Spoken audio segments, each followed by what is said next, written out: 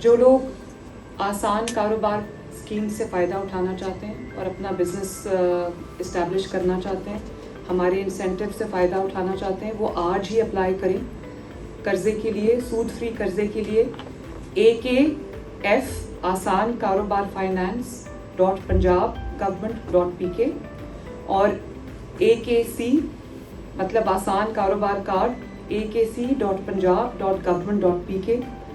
आप यहाँ पर अप्लाई करें, अपनी जो क्रेडेंशियल्स हैं वो दें और बहुत बेसिक इन्फॉर्मेशन है जो रिक्वायर्ड है। उसमें आपका CNIC नंबर है, उसमें आपका जो आप क्या कारोबार करना चाहते हैं उसकी डिटेल्स हैं, और अगर आप कोई अपने डॉक्यूमेंट्स अटैच करना चाहते हैं वो भी है उसमें प्रोविज़न।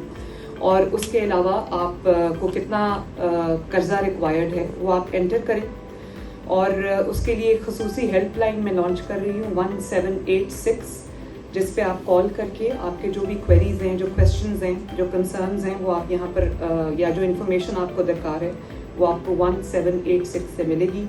तो आप अपने बिज़नेस को शुरू करें, आज ही अप्लाई करें। अल्लाह ताला आपके बिज़नेस में, आपके कारोबार में बरकत डाले। Thank you very much.